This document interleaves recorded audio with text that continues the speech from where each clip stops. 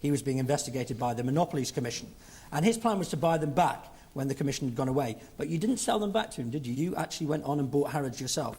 Was he at all upset about that?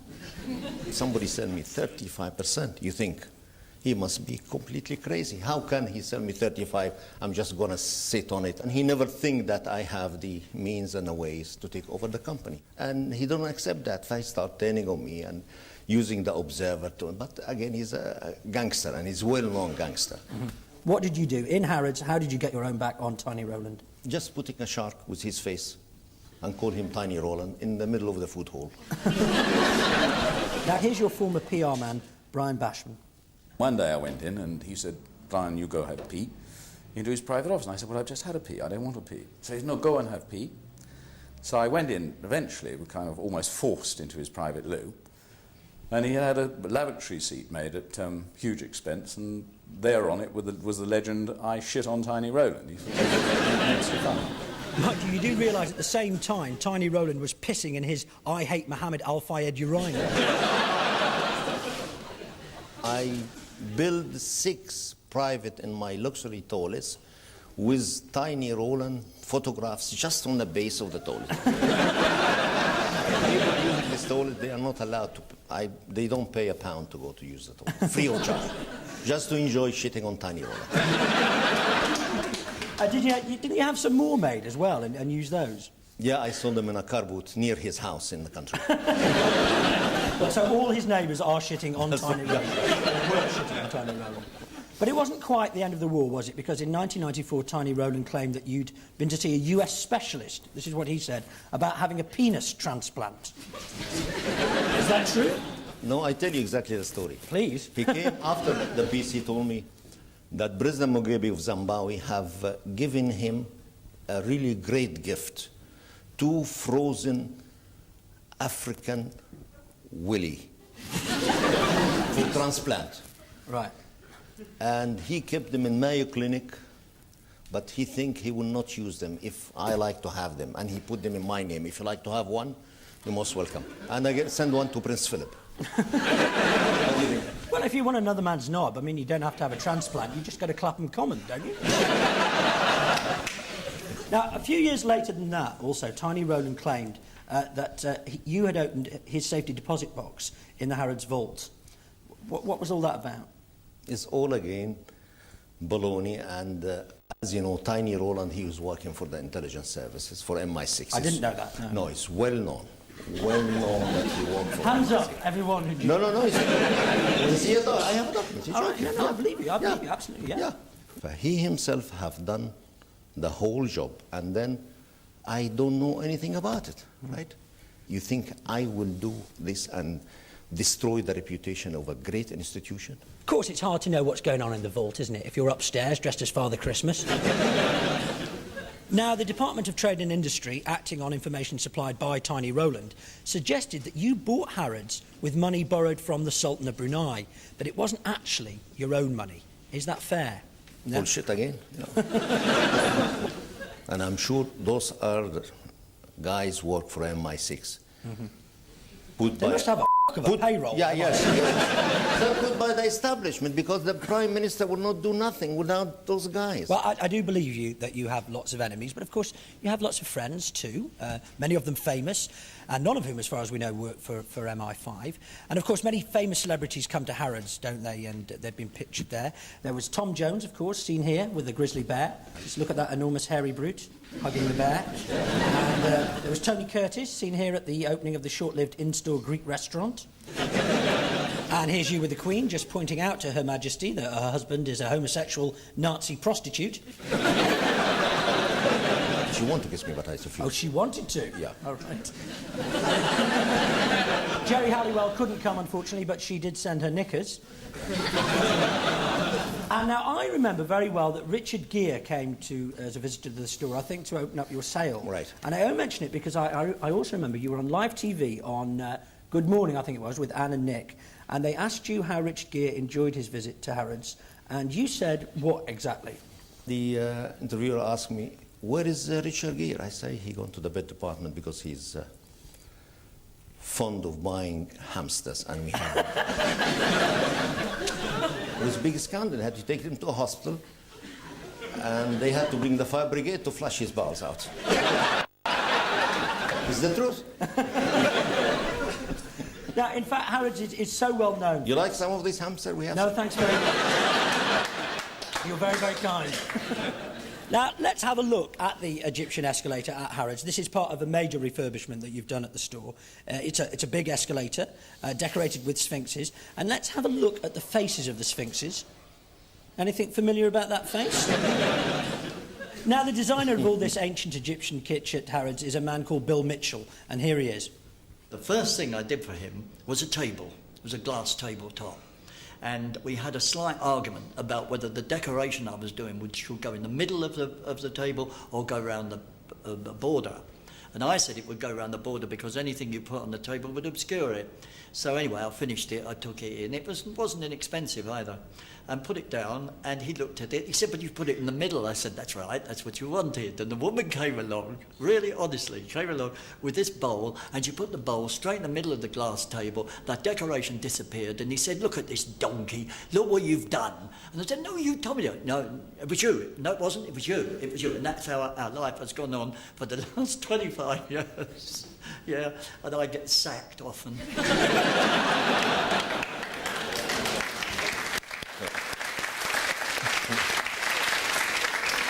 He seems a lovely man to sack, doesn't he? Yeah. Now, you have a big home in Oxted in Surrey where you live with your Finnish wife, that's your second wife, and 4 children. Now, Bill Mitchell also done some work on that house in Surrey, including your jacuzzi, which he tells us about. The jacuzzi pool was a piece of walk-in sculpture, really, and it was in the old stables. And I left a piece of brickwork in the ground because I thought that it would be a historical thing. And he asked me about it and said he wanted it out. And I said, I'm not taking it out. He said, well, who's going to take it out? I said, you are, if you want it out. And he said, but I'm paying you for this. And I said, I know, but that's your privilege, isn't it? You know? And that led to another sacking.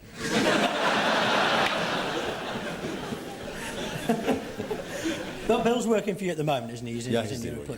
working. 30 years work for me, you can't just... How many times sacked? What, 100 times? Now, when Bill Mitchell met you, you'd only just arrived in Britain. I wasn't quite sure how you got here, but then we found this photograph. Well, let's go right back to the beginning. You were, of course, actually born in Egypt, in the Gomrock district of Alexandria, which isn't especially rich, but it was 1929. You were the eldest of 3 sons. No, 33. No, 1933. Don't quote Tiny Roland birthday, please. OK, we'll do that again. It was 1962, and you were the eldest... That's better, yeah. And you were the eldest of 3 sons of a school inspector, and here you are. And here's you, later, after a game of beach football. That's right. You were when very I was good. 14, yeah. And you were brought up in the finest British traditions with an English nanny and educated at the extremely posh Victoria College School, where you were regularly caned and stuffed full of crumpets by Oxbridge-educated English masters. Of course, if it was a real English public school, you'd have been stuffed full of something else, but there you go. Now, your enemies say that you never went there, that you were actually a door-to-door Coca-Cola salesboy, and that the headmaster has no record of you being there. We have no trace of the Fayeds at Victoria College. I have all the records of the school here since its foundation in 1902. We are simply flabbergasted about these events. We were more surprised when we heard that Fayed had bought Harrods. I mean, had outbidded a fellow like Tiny Rollins. That's just jealousy, is it? Jealous and envy, that's right. Yeah. Well, after you got your first break working for the super-rich Saudi businessman Adnan Khashoggi... No, never worked for him. Well, working with then or alongside? No, he was a partner. You married his sister, Samira, of course, and you had one son, Dodi, who was so tragically killed. Now, sadly, the marriage didn't work out and she left you, so you had to bring up Dodi all by yourself. Not only that, but you couldn't work with her brother anymore. So you set out to make your own fortune by starting a shipping company. What happened then? When Nasser came up, Yeah. nationalized all the shipping business, Yeah. and I had to leave Egypt. And Egypt didn't have Watchdog with Anne Robinson or anyone like that. Well, with all those terrible setbacks and a young son to bring up on your own, did you ever feel close to giving up or throwing in the towel? No, you never. You believe in God, And when setbacks hit you, you just be patient and never lose hope. He didn't nationalize my brain. He didn't took my brain. He didn't took my will. Now, in 1964, you set out to make your fortune in Haiti, which was a very dangerous place in those days. In fact, the brutal tyrant, Papa Doc Duvalier, tried to have you killed. Is that right? No, but when you go to a place and then you realize you are in the wrong place. Right. But you gone there to drill for oil, yeah? For oil and also shipping business, to build a harbor there. Yeah. And when you got there, you thought you'd struck oil, which is understandable because this is what was actually struck. It looks like oil. You would believe it, wouldn't you? But in fact, it's burnt molasses, is what it is. Yeah. Honey. Yeah, you'd in fact struck sugar, is what had happened. And that must have been a bit tricky with a mad president on the warpath. You were basically... But you realize exactly where you are and you just run away. You don't want to involve yourself with gangster, you know? Yeah. It was about $5 million I put there when he have seen that I put my roots there and invested and put capital, then start asking for money. In favours, yeah. In favours, and he asked for $10 million if I can lend him $10 million. And how long had you known him? Just for 6 months. 6 months. Yeah. And he asked you, and how much would you have lent him? Nothing. I just wondered because I was going to ask you. Thank you. The CIA have claimed that precisely at that time, a bogus Kuwaiti sheikh calling himself Mo Al-Fayed fled from Haiti with 150 grand's worth of money pinched from a government bank account, and that's why Papa Doc lost wanted that to kill him. $5 million. $5 million. You lost $5 million. $5 million, Yeah. So what is it with the CIA and you then? Why do you think they said these things? I think it's part of working the MI5 and MI6. And they all work like a team. If they want to discredit somebody, they discredit him everywhere. Oh, right, so it was MI6 having a go at CIA to That's have a go at you, right? Yeah. So you left Haiti in a hurry with nothing, as you claim, or with a suitcase full of someone else's cash, as the CIA claim, and you came to Britain in 1965. You were a hip, young businessman in those days, often known as Mike Fayed back then, with a polo neck jumper and an open-top sports car. Here you are with David Niven. You didn't appear much in public in those days, and it's not really surprising in that shirt. But you were obviously keen, weren't you, to make your mark in traditional British society. Within just a few years of arriving, you'd bought a Scottish castle and hunting estate and had become a laird. Here's a picture. What's the tartan there? The tartan is the roast tartan. Is it? Yeah. I think you're ripped off. I think that's the McNugget tartan. No, sorry. Now, I don't wish to cast aspersions on your exceptionally good taste, but when you became the Laird of Balnagown, you added one or two little touches that, shall we say, challenged the traditional preconceptions of well-to-do Scotland. Mr. Fry's bought this castle, and he's made a wonderful restoration job. The inside is magnificent. They've spent a lot of money, and it's beautiful. And I think also they've spent a lot of money on the grounds. But they've painted the castle pink. It's pink. Now, that's not... it's been iced. The original colour. That's the original colour? Absolutely. 1100 Really? years with the original colour. I'll never think of the Scots in the same way again. Now, just to clear one other thing up once and for all, you've also had a lot of stick about your name, haven't you? People claiming that the Al in Al-Fayed is something that you made up to make you sound posh. It's not the case. No. Al, it's the head of the family. My brother's called Fayed, not Al-Fayed. My son was Fayed, but if you are the elder son, you have the head of the family and you put Al alongside it. So Al Gore, Alpha, that's nothing Al to do Gore. with it. No. Al Capone. Al Capone, yeah. Now, when you were a young man in Egypt, you used to enjoy playing football, and when you first came to Britain, you sometimes went to see Fulham Football Club, and that's now provided a new string to your bow because you bought the club in 1997 and installed Kevin Keegan as manager.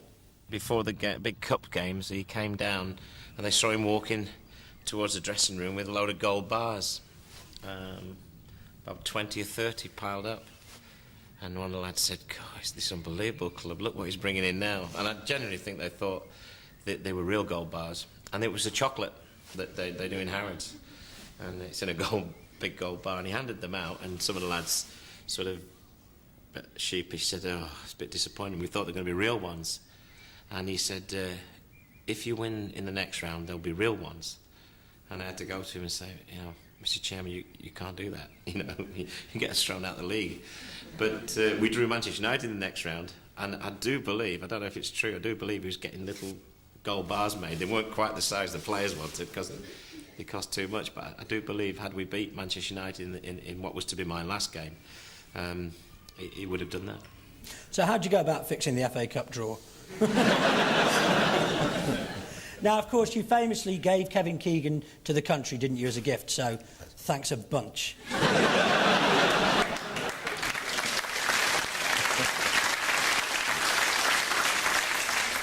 Do you ever give the players any coaching advice yourself? I'm always on the training ground. Yeah. Well, Fulham player Simon Morgan certainly remembers some useful advice you had for the players just before that cup tie at Manchester United. The club had taken us away to a leisure hotel for a few days to relax and unwind. And one morning we were training out on the pitch, and suddenly a helicopter comes down, lands on the golf course alongside on the 17th fairway, completely stopping everyone's game of golf. The door opens, out gets the chairman, strides across to the training field, stops the training completely. We've got Kevin Keegan in charge at that time as well. Gathers all the lads round, says, right lads, no shagging, no drinking, that's how we'll beat Man United. And that was it, he was off again. So what celebrities did you take down to Fulham? Michael Jackson Oh, Michael Jackson, how did you meet him? was a friend of my son, Doddy. Right. And he's always my guest, staying in my place. But I have no... What, when he paid for a hotel? I have no sexual relation with him.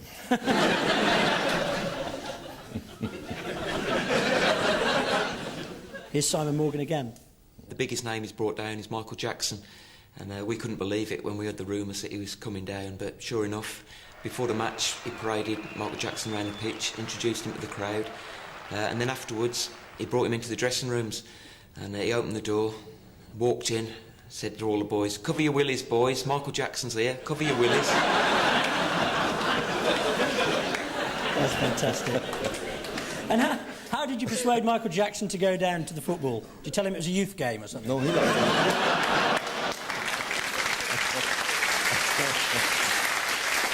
I bet he was really disappointed. I bet you said, come on, Michael, let's go down to the cottage. And he's going, yeah, all right, then, fair enough. Of course, one of Fulham's most famous players was George Best, who's been a frequent guest of yours at Craven Cottage. The last time he bought me a drink was in the boardroom at Fulham, and I thought I could drink until he poured me this whiskey, which was about half a gallon of whiskey. Which, of course, when Mr. Fayed tells you to have a drink, you have a drink. So I looked for a pot to put it in, and I couldn't, so I had to finish it. I left. Don't remember much about leaving the ground. Poor bloke, he was a teetotaler till then, you know. Here's what you gave him when he asked you for a can of beer. Well, let's hope the future holds every success for you and a little bit for Fulham, and that someone somewhere gives you a passport. Now, here you are in your 70s, probably the most famous shopkeeper in the world, and you become a bit of a British celebrity in recent years. In fact, you appeared on the Ali G show, where you were persuaded to join in your very own rap. We're going to play out with that. Ladies and gentlemen, Mo Al-Fayed. Now, Mohammed, because we're good mates now, next time I go into Harrods and I see something that I like, I got one question. Can I nick it?